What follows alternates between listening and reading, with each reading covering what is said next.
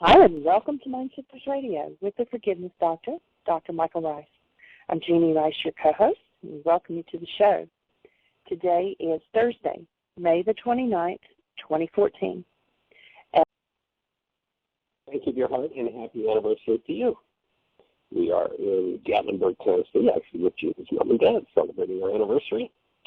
And I think we're going to go out and play putt-putt. We're actually going to get some playtime. It's pretty cool.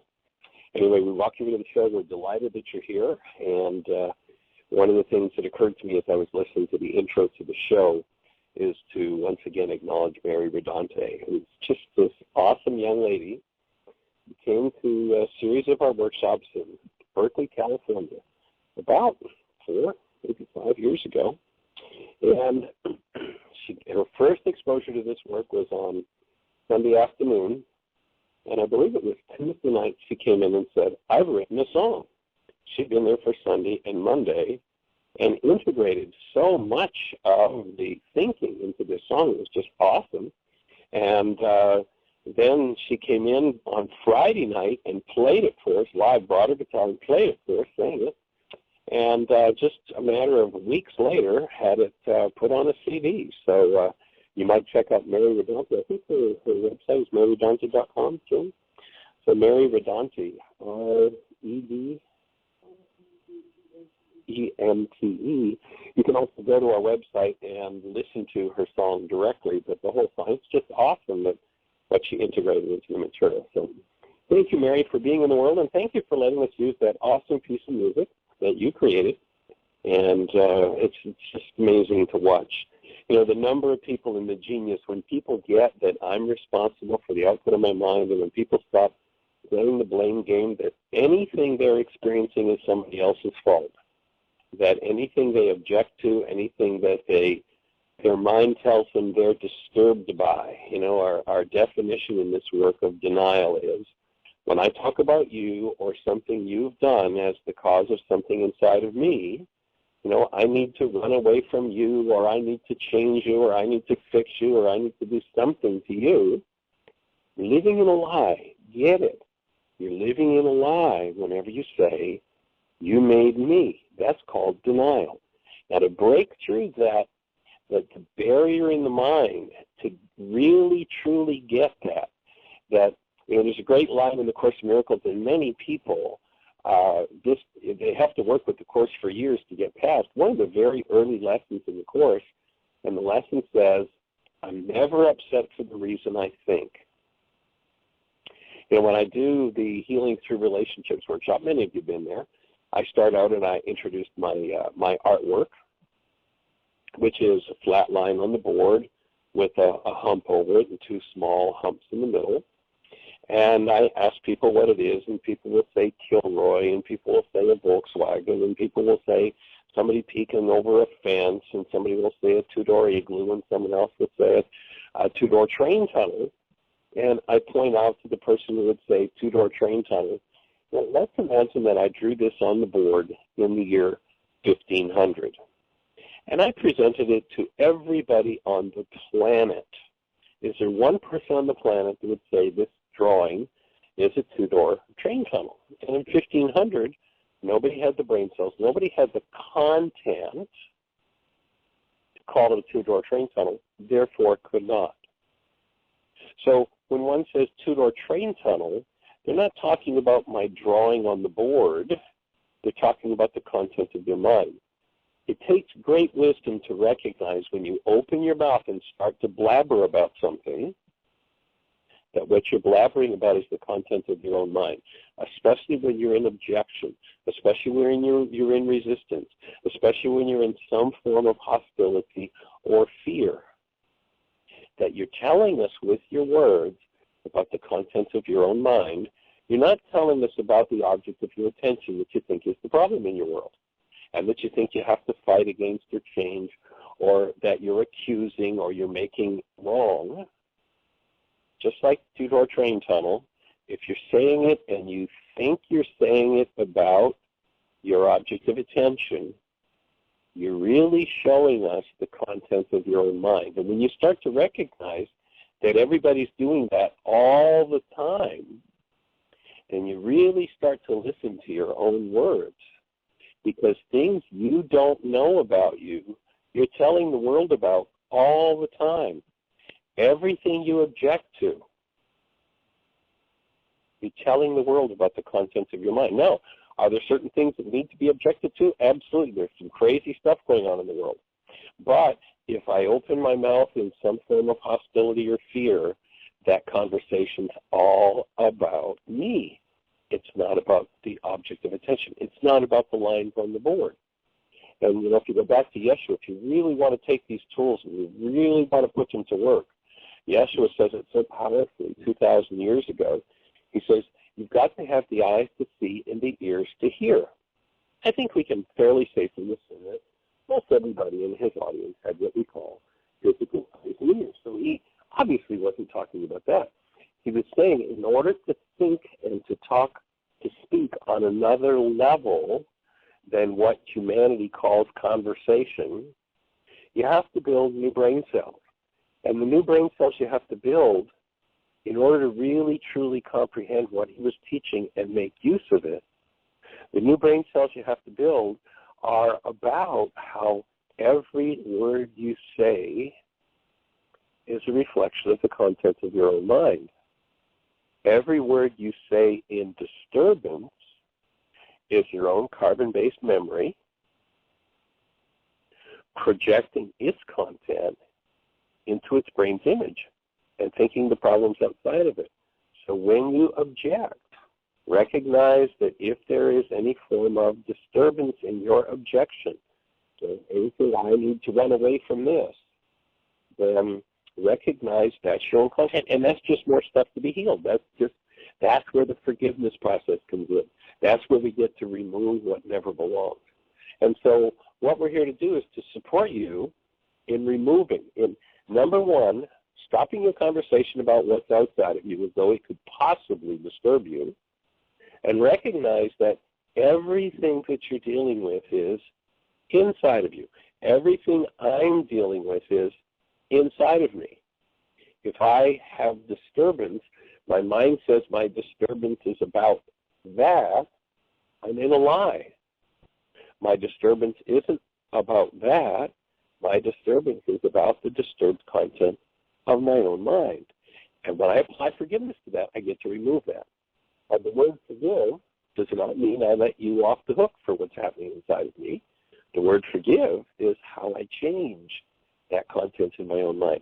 But I can't change it if I keep insisting that it's out there. No, it's you that look what you did, look what they're doing. Look. Stop. Look inside. Remove your disturbance before you open your mouth. Maybe there's something out of place out there. You might be right. And if you are, and notice how the culture is in denial. The culture will say, I'm disturbed about that. Excuse me. You're not disturbed about that. You're disturbed. You are disturbed. And your own content is what disturbs you. So when I own that content, when I apply first century Aramaic forgiveness to that content, I get to remove it.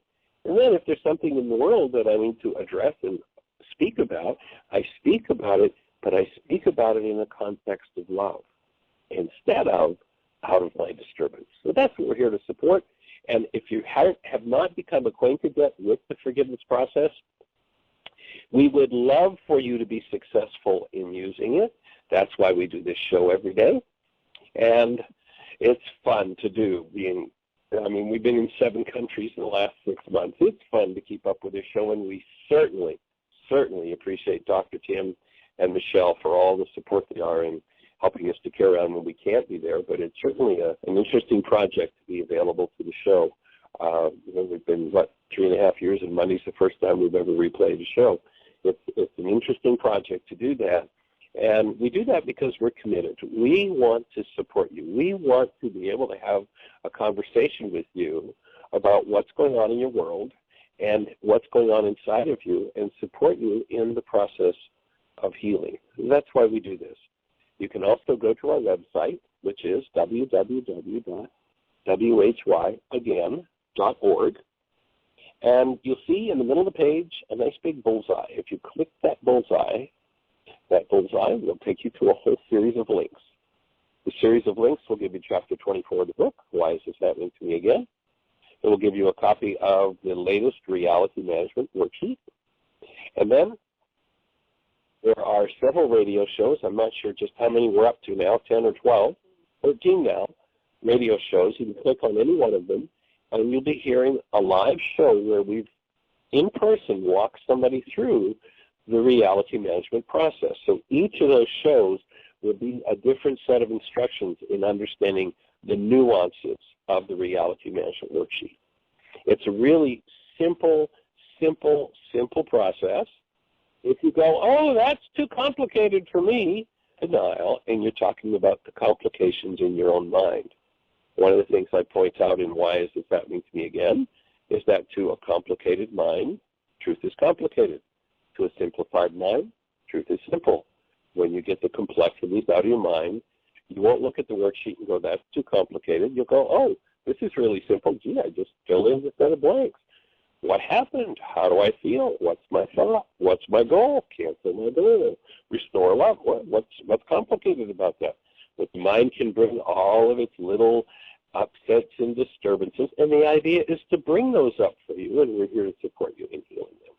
And Jeanie tells me that we have Peter Strino from way on the other side of the ocean. How are you, Peter? I'm good. In Sweden? I'm good. Is it working this time? Hey, I can hear you loud and clear. What's exciting in your world, Peter? Say that again? I say, what's exciting in your world? The things unlike love. You've got something unlike love up for you? Not really, but exciting if it happens. If it happens, it's really exciting. Oh, there you go. And yes, it is happening. But 5 sheets a day keeps the doctor away, so that's what we're aiming for. Now, that's a good phrase. We should start to use that. 5 sheets a day keeps the doctor away. You're welcome. That's cool. That's cool. So what's happening? How can we support you today, Peter? It's a delight to hear your voice. For those who are not familiar with Peter Strino, he's a young man who he spent 2 years with his family at Heartland back about, how many years ago is that, Peter? 20? 15. Well, no, not quite. 15. Your son, yeah, 15. Your son is now 18. 17? 18. 18. Wow, 18. Young man. That's pretty awesome. I whenever I think of you guys, I think about how he would not let me go up to the board unless he was sitting on my arm, and I'd spent most of that intensive teaching with him on my arm, and how he'd grab the marker and go up to the board and start banging on it. That was so sweet. Well, we actually looked through some photographs the other night. We were looking for something, don't remember what, but we found a whole stack of pictures from photos from our Heartland time. And it was pictures of me and or Tanya walking, and Elliot was there on our arm or doing something. And there were so many sweet pictures. So I said to Tanya, well, maybe we should make another baby and go to Heartland again. There you go. It didn't seem to take root. It didn't go over too well? No. It didn't seem so. Well, it would be awesome if you would scan those pictures and send them to us, and we'll put them on the website. Okay, I'll see what we can do. How is Mama doing? Mama is doing well. She just finished her master thesis 2 days ago, actually. Oh, send our congratulations. I will do. She's not at home now, but I will do. I'll do so. And Peter, maybe you need to come back, you and Tanya and Elliot, and let him re-experience it now as an adult, where he experienced it as a little boy, and bring your other little baby. My mind just went totally blank. Philip. Yep. And let him experience it too. I think that's an awesome idea, something that I voiced, but we haven't gotten there yet. We'll see. I understand. They become very much their own people and live their own lives quickly, don't they? They sure do. They sure do. Well, on the note of how we experience things in our mind and things like that, I just flicked through on the telly last night, and there was this film. I don't know the English title. Maybe My Fat Greek Vacation or something like that. My Big Fat Greek Wedding? No, that's the second movie then that came out. It's not really good, but it's about the Greek vacation. Anyhow, okay. There's this scene where American tourist on the bus, the travel guide is American/Greek, and the bus driver is Greek, and the bus driver is driving. And people and the Americans wanted to know the name of the bus driver, and he says something, and last name is, if I remember correctly, Poopy. And you can see all the Americans trying to just not starting to laugh, and then he calls for the travel guide and says, well, I have a nickname instead. And that's, what's that then? Oh, it's Kaka. And then when he says that, all the Americans just can hold it together and so just start laughing out loud.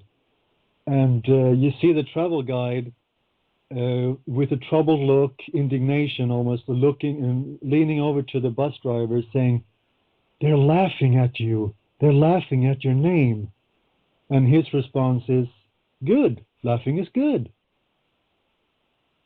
So I just thought it was so beautiful. Yeah, it was so beautiful that, well, he didn't have those brains, so that was something that was troublesome. So it was pretty beautiful. Well, everybody's got a reality. Yes. And I have one, and that is, I think this is the fourth time I'm asking, so I used to think I was kind of smart. I'm starting to wonder. But this... Good worksheet. Yeah, could be. I also heard you say in the introduction about whatever you say reflects the content of your mind. So, what am I going to say? Shall I be quiet? Nah, come play with us. I will.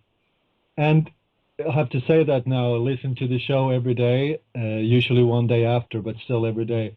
It's really like I have all these new friends. I've never met them, but Tim, Rex, Michelle, and all of the people that are frequently there. And it's like, right? It's imagine yourself at the dinner table. Sometimes it's really nice to just sit quiet and listen, but then every now and again you really want to say something. And now 4 months of listening every day, there's so much that I want to say during these 4 months, but you can't. You've got a list? Yeah, unfortunately not. I have to start taking notes. But here, Jeanie has something she wants to share with you. There was one time when, this was not this past year, I don't think, it was 2 years ago, at the intensive, you know how everybody, when they come online on the switchboard, and we always say, you know, what's your name and where are you calling from? And I use Julie from Ashland a lot because she calls a lot. And so I use that as an example because what happened was when we got to the intensive the first night, Michael has everybody to introduce themselves. And she says, well, hi, I'm Julie from Ashland, Oregon. And there were like 2 or 3 other people in the intensive that went, oh, I know you. I hear you on the radio all the time. And so they finally were able to put a face to hearing her name. And it was like greeting an old lost friend or something because everybody felt like they already knew her. So it's pretty awesome. It's good community. Well, that's how it's starting to feel here, that I'm getting to know the people quite well, seemingly at least. Yes? So the question is... Are any of the folks that were at the last workshop series we did there a few months ago participating? Is there a support group happening, or any of those folks listening to the show, or if you know? I don't know. Remember, they were up in Stockholm, 7 hours away from here. I don't really know. I haven't heard. I was thinking about that because you didn't mention that or voiced that question and said they might be doing what I'm doing, but I don't know. Well, if you are, folks, we'd love to hear from you, and or any of the other countries you've been in. We'd love to hear more often from you. So what are some of the things you'd like to share or questions you have, Peter? How can we support you today? It's back to the 6C. I asked to be shown how I have violated number 3. Right. I keep, because I did a lot of worksheets, and it seemed like I was just moving around and round and round in circles,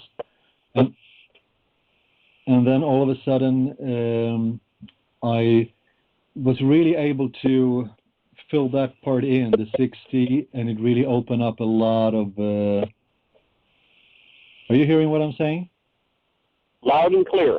It's amazing, making some strange noise here. So I really want to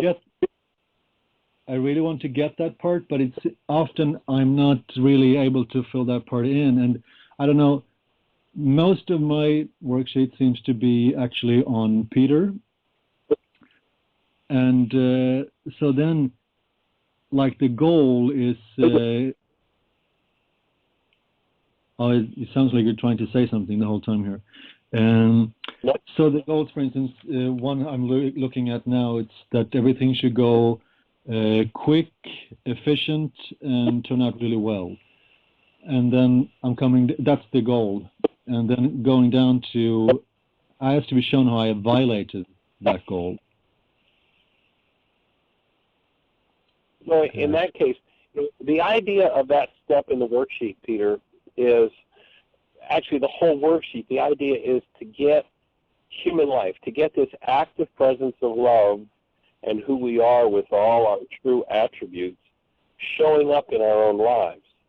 So that step in particular I see as a pathway to compassion, because especially when I'm doing worksheets on other people and they should be perfect and they should have done this and they should have done that, but I start to see that I've violated that goal for myself or with others, then in seeing that I've violated the very thing I'm demanding they be perfect about, that for me tends to bring in a certain level of compassion of, oh, geez, I'm doing the same thing. Maybe I need to stop pounding on them for what they're doing.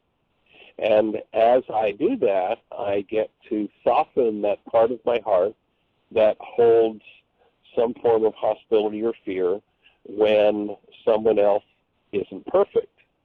And usually it will be a replication of the power person dynamic.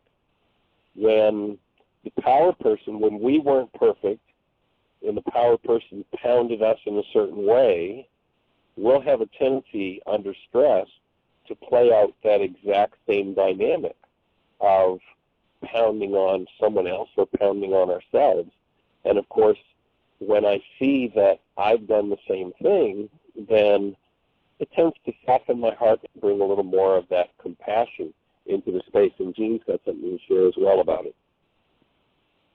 Right off the bat, Peter, I can't think of in your particular instance that you're using there, but like, say, a lot of my worksheets are, that I want somebody to, trust me or be honest with me or to appreciate me or something like that. And so when I get to the bottom at that part, it's not necessarily when have I not, appreciated them or honored them, but it's when have I not appreciated me?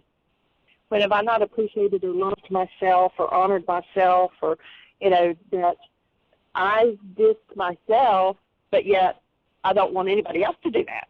And so I see it that way a lot of times.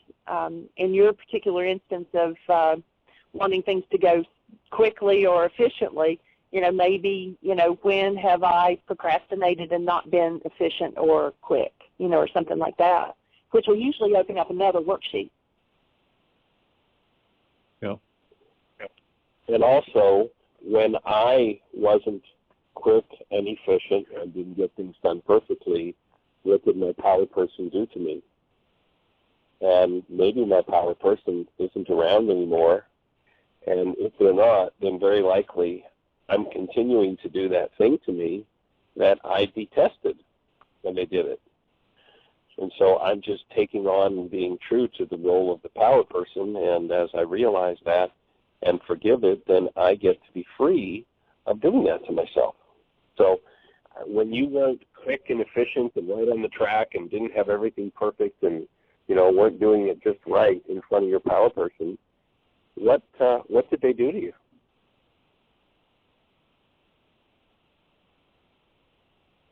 Nothing. Nothing? Nothing. When you say nothing, you mean they left? Yeah, ignoring, I think you say.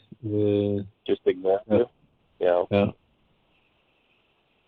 And when you were ignored, what feelings came up for you?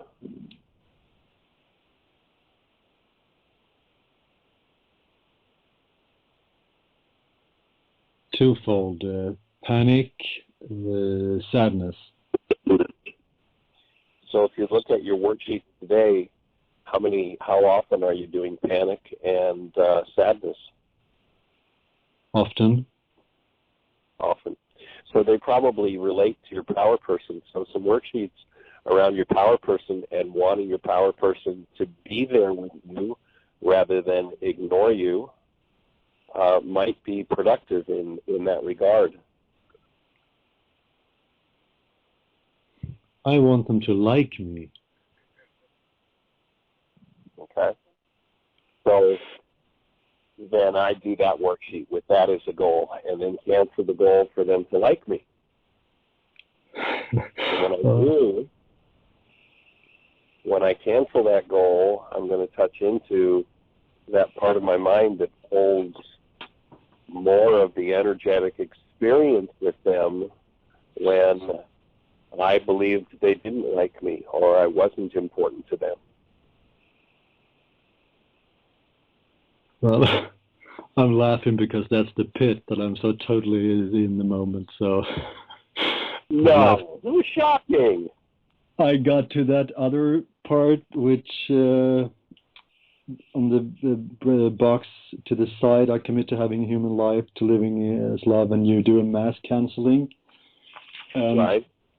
It was so mass canceling when I wanted someone to like me. It's like I have to cancel every interaction with every person and situation in my whole life. So it's a lot of canceling going on. That's a good thing. Because it really feels that is like in every interaction, the underlying goal is, and it's about survival, that like me. Well, if you remember in the codependence to interdependence workshop, the dynamic there is we take on we come into the world as the active presence of love, this awesome presence of love, and we experience, literally that experience means that every cell in our structure, and I mean all the trillions of cells in our structure, are just sparkling with the experience of the active presence of love. But when we start to, because it is survival, our relationship with our power person is survival, and they start sending us messages of, you're not liked, you're not worthy, I'm going to ignore you because you don't deserve it, because you're wrong. Whatever the messages are that they sent, either with their words, their looks, the way they held or moved their breath, or the behaviors they did toward us or didn't do toward us, builds literally. It's like they're pouring, because we come out of the same genetics as they, and it's a dynamic that's been going on in the bloodline usually for a long time. It's like two tuning forks. If the parent pours out this energy of hostility or rejection, whatever it is, because we as children had kind of the same tuning fork, the same resonance, we came out of the same genetics, we don't have much choice but to just, like the second tuning fork does when one is vibrated, it just sucks in all that energy. And then we tend to return that energy whenever anything stimulates it, thinking that it's actually the way we feel, when in fact it's just something that came from that power person dynamic. And the whole idea of the worksheet process, the whole idea of all of the tools, is to remove that literally, that step in the worksheet that's down to number 6, just before the question of when I violated this goal, where it says number 1C, is literally to remove that energy, that tuning fork, that whole capacity to even generate that from within me. And, you know, when we took that on and we took that on and we took that on, it's kind of like we started out as the active presence of love, and then we fell from grace. We fell from that state into identification with this hostility and fear-based self that was built on the interaction and the dynamics with the power person. And then I can only guess, I'll just take this really wild, offhanded, uneducated guess and say that the moment when we did that, for most people, is the moment of the most intense rage one will ever experience. So I would expect, from what you've described, is that then every once in a while what comes up is just that intense rage from that experience. And it usually happens when we were 2, 3, 4. And the rage, you know, that's one of the reasons why with kids they call the second year the terrible twos, because they've started to give up the direct experience of the active presence of love as who we are for this non-being self, and lost identification with who we truly are, and with that, the sparkle disappeared from the cells. I mean, literally trillions of cells up until the moment where we fell into identification with that non-being self. Trillions of cells were just dancing and singing, literally in this bathed in this awesome active presence of love. Think about Elliot the first time you held him. That's how you and I started out. And then we took on all these messages from the power person. We replayed the genetic tuning fork of self-deprecation and not worthy, and we fell into that. And the rage attached to losing that direct experience of the active presence of love, I believe, is the root of all disease and disorder and disturbance throughout one's whole lifetime. And to revisit that, and to forgive that, to remove that image, to remove those messages, to let go of the identification with the self that wasn't and isn't, is really the core of the whole work. And it's all based in the power person dynamics. And I think that's why Yeshua, you know, one of his major messages was, be as a little child. Go back to the truth of who you are when you are sparkling with the active presence of love in every cell. How do you do that? You remove from every cell the energy that you layered over top of that sparkle. The sparkle's still there. The awesome presence of love is still there. It hasn't been touched by anything that's happened to you. It has not been touched by anything that you've ever done.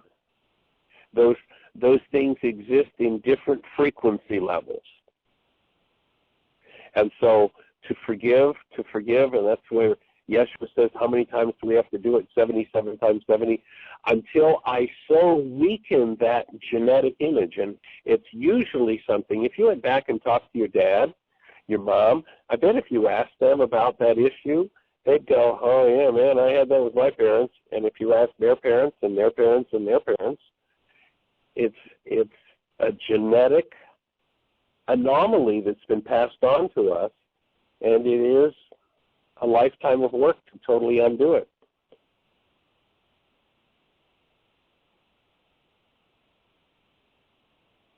Are you breathing with us? I'm breathing, I'm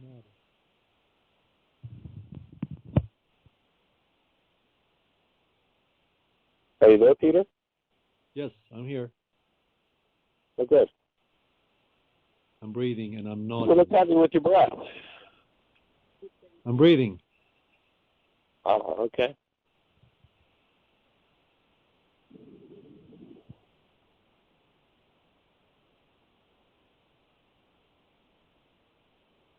Good.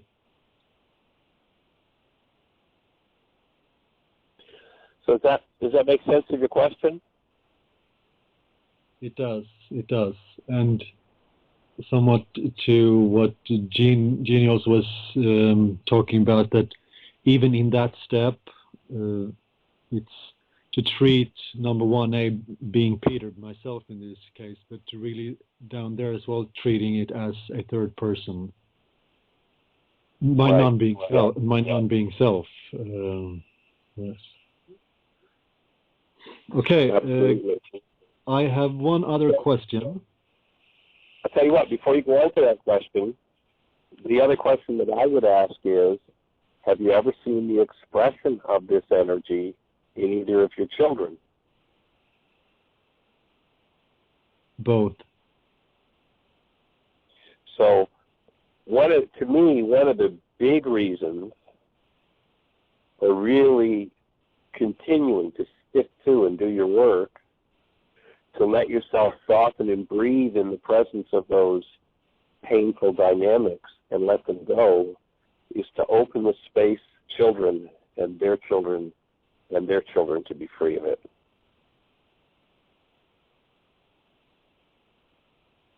Amen. And it's also one of the reasons for teaching the tools to your children, so that they can join you in being free of it. Or, if there's resistance to it, perhaps the next time you see that expression happening with one of your children and it brings something up for you, perhaps asking the child to hold the space and be there with you while you share going through your worksheet about what's happening for them and for yourself in that moment. And while they may not be interested in doing a worksheet, they oftentimes will respond to the call for them to hold the space and support you. And as they do, they'll get it. And as you help them to build the brain cells, they'll start to move the same energies as you are. And when you get multi-generations working on the issue, stuff moves so much faster. Okay. Yeah, because that was a third question popping up. Then, because when you were here, we talked about that a little bit, about the issue between myself and Elliot. And so that was actually a question how to go about working with that. But I hear that was the question. That was the answer. Thank you. Awesome. Cool. And was there a question in between? Yes, there was. Holding a space of love.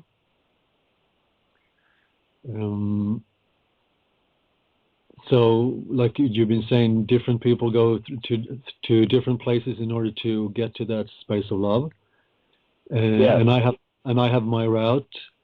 And I mean, I've done that so many times. And then the other day, I just had this. While doing a sheet and going into the space of love. Actually, it was not doing a sheet. It was I was out doing something, and in the midst of the moment, I could just feel there was just so much pain coming up, and I was thinking, well, hold the space of love. So I went to the pictures, seeing Elliot the first time, what have you, and it was just that, is this a sort of avoidance? Because when you do one part of the workshop, you go through different feelings, and the way you go to those feelings are via thoughts.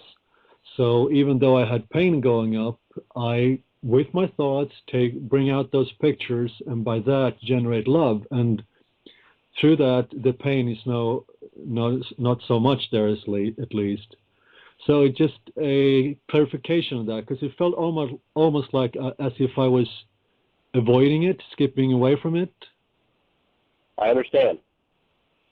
So the difference would be, when I go to that active space of love, you remember in the workshops we talked about becoming the thinker apart from the thoughts, the feeler apart from the feelings, the actor apart from the actions. So when I'm moving to hold that space of love, I'm not looking to ignore and shift out of my pain or what's happening. I'm looking to develop the capacity to keep love active in me while that comes forward. So I'm not turning my attention away from my pain. I am purposely, consciously bringing the active presence of love into the presence of my pain. And as I do that, I develop another level of skill, and that is the ability to process myself. You remember we've defined processing as the capacity to keep love conscious, active, and present when something less than love comes up. Yep. And so I'm holding and allowing that which is less than love to move in me, but at the same time, I'm bringing forward this active presence of love.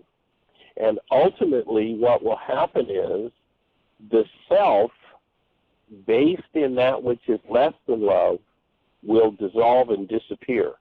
If you go back to Yeshua, he says it this way. He says, in order for you to live, you've got to die.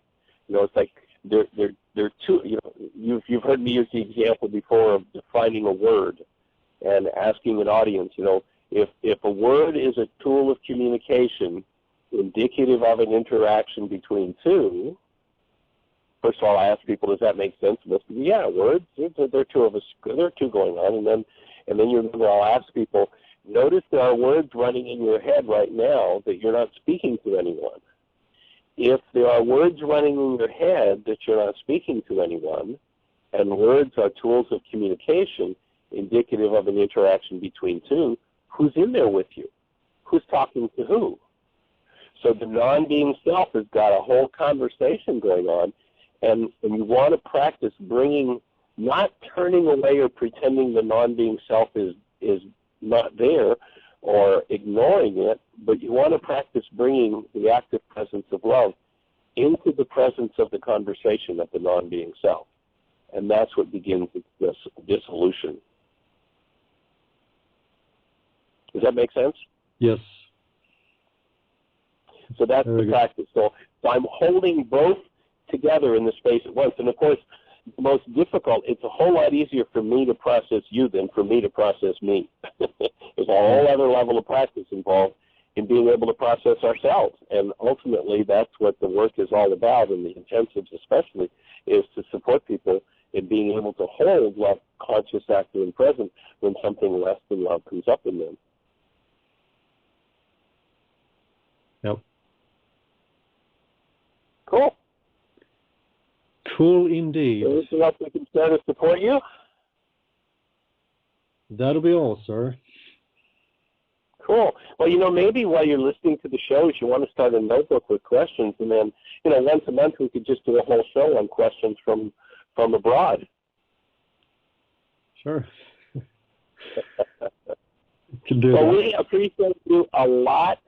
We think of you, we talk of you often, and wonder how you guys are doing very often. And we just appreciate you and care for you and cherish you in our lives. Well, ditto. All right. Blessings and love. Same to you. Thank you all. Okay, take care. Hug the babies for us and mama. Okay, I will do. Bye-bye. All right, bye-bye. Oh, it's so sweet to hear you. That's cool. And so we kind of jumped in with Peter since we had him there, and Skype was working, so we're delighted for that. And let's say hello to Dr. Tim and see how Dr. Tim is today. I'm doing quite well, thank you. Delightful to hear Peter. Yes. And yeah, we're going to have to get him back over here one of these days. He's been talking about it for a couple of years, coming back to Heartland, but it'd be cool to get everybody in the community to connect with him. Well, and that's a set of questions that we often get in the support group. So it's good to hear him ask it and get your input and Jeannie's input again. And do you have any input in that regard? What I usually tell people is when I'm asking to be shown how I have violated my goal in a worksheet, what I tell them is I'm using that as an opportunity to ask for guidance from Ruka. I really like your, I hit it once, I think, in an explanation where you said, this is an opportunity to to find compassion, because if I can understand how I'm being really angry with somebody for doing something that I can't stop myself from doing, in that moment when I realize that, it's the compassion is automatic. So that's a really nice piece. I like that. And then what I usually tell them is that I'm just throwing it open to Ruka and asking for guidance. Anytime in the future, please point out to me different ways that I have violated the goal I have for this other person. And I often mix it. So one of the last ones I talked about was on Tuesday, and my goal for my ex-wife was for her to respect me and respect my feelings. And so then when I got to this 6C, I'm asking for help in showing out I have violated respecting myself and others. And so I'll blend respect for myself, respect for the others, honoring, following through for myself, following through for others. And sometimes that helps me formulate that loving goal at the end of step 7.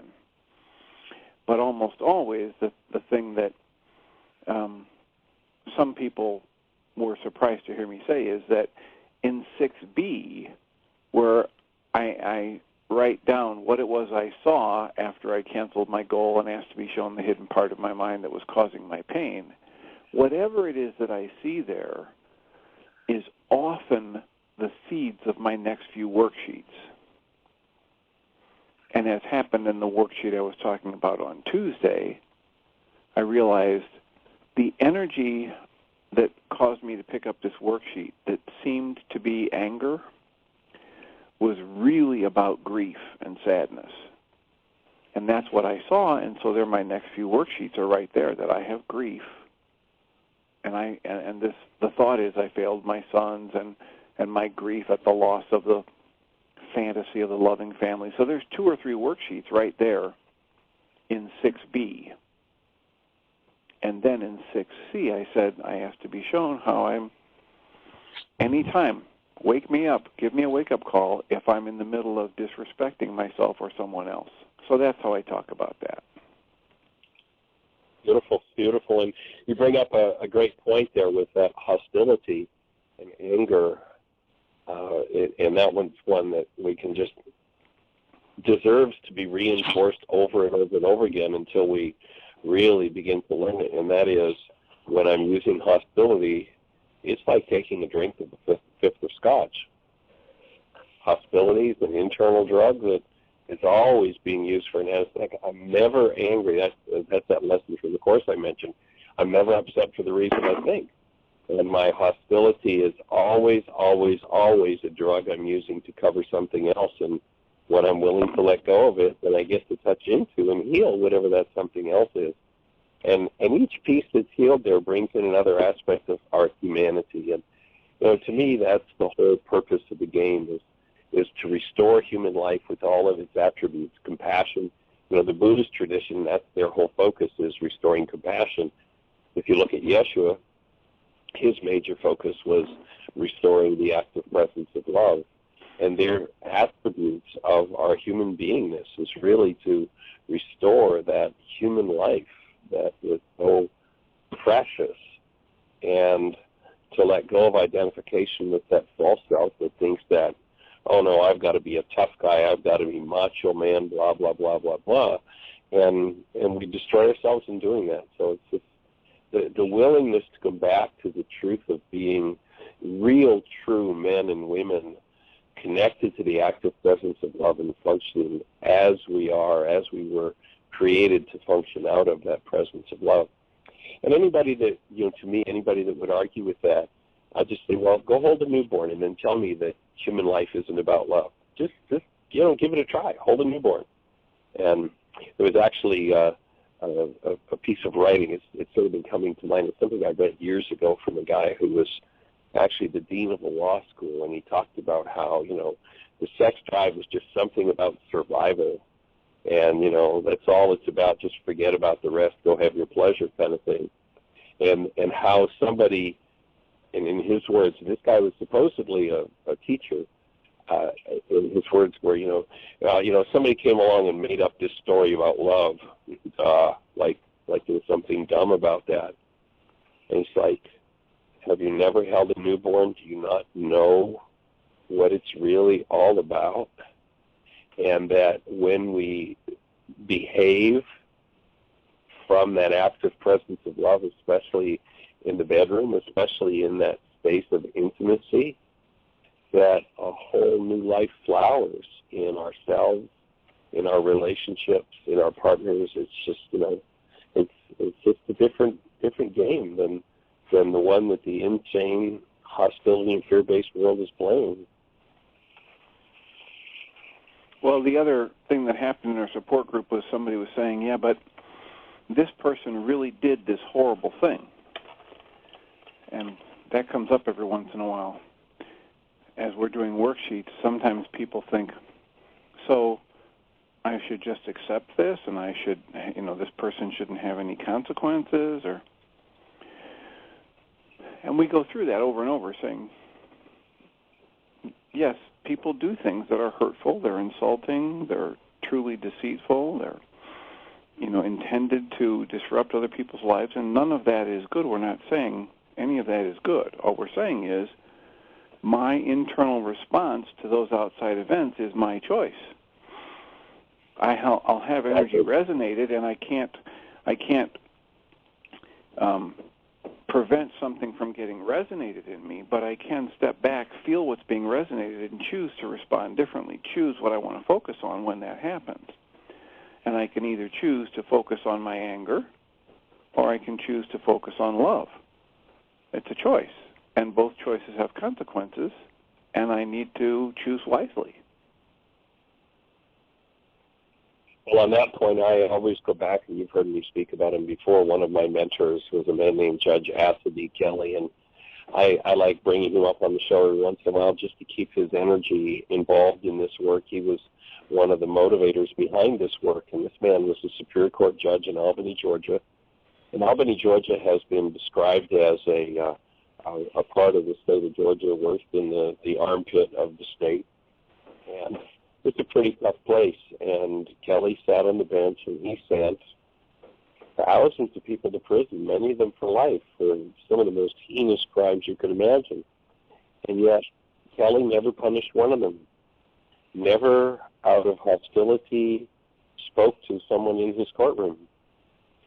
And someone who committed the most heinous crime would come before him, and he would express to them, I love you like a brother, and you've done something that's unacceptable in our community, and I love our community, and our community's taken up a collection. This is what he'd say. He says, our community's taken up a collection and built a building with a set of bars on it, and people who aren't safe in our community go behind bars. And they asked me to be the one who decides who's not safe in the community.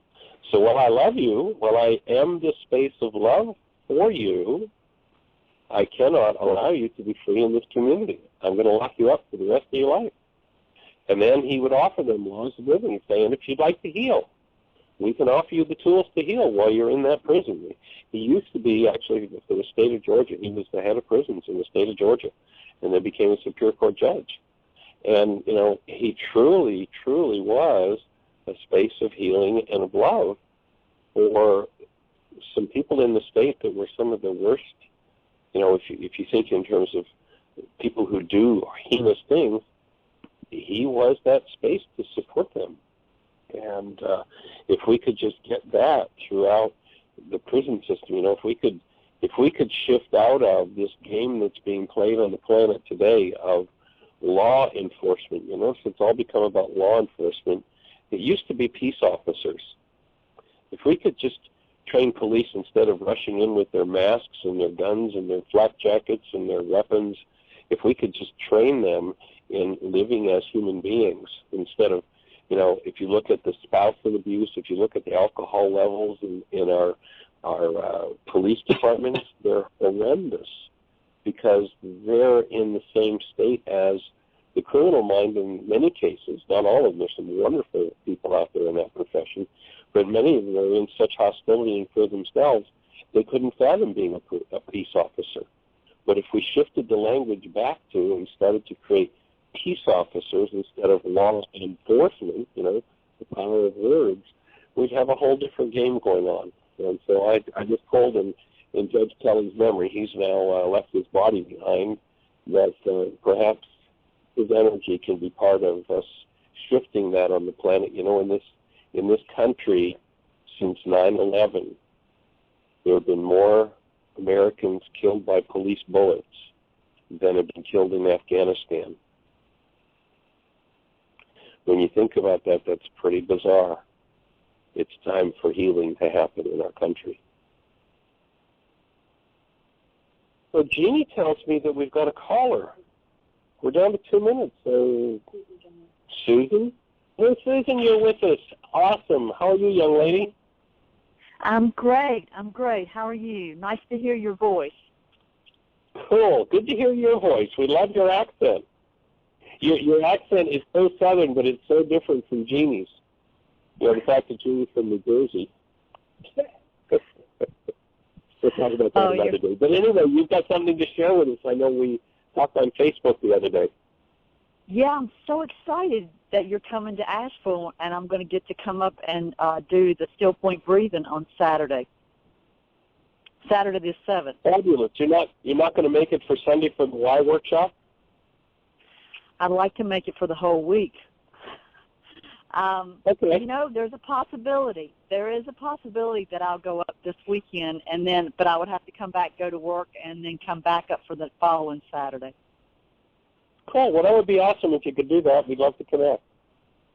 Well, And I'm going to bring as many as I can. Saturday, Jeanie's actually got a class. She's doing the women's workshop up in Bristol, so she won't be there on Saturday for the breath workshop, but she will be there with me on Sunday for the Y workshop. So you're going to come over and maybe bring a carpool with you? That's what I'm planning.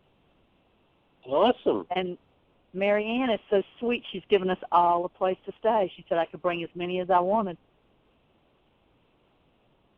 That's How cool. awesome is that? I'm so excited, Right. I'm putting the word out, and people are trying to get arrangements made. So we will see how many are able to come. But you know, it is divine that you're coming. I am so grateful. Well, I'm delighted, and so anybody that's over there near Susan Darnell and wants a ride, you can connect with her, and maybe there'll be more than one car that will come over. In the meantime, we are unfortunately out of time, and so we'll have to close the show out. We'll just say thank you for being with us, and join us on this Saturday in Asheville, actually Weaverville, just north of Asheville. Pardon me, Sunday afternoon, 1 to 5. And then Monday, Tuesday, Wednesday, Thursday night, and Saturday night, this is still point breathing in Weaverville. So give the world the best gift you can. Give them the best year of your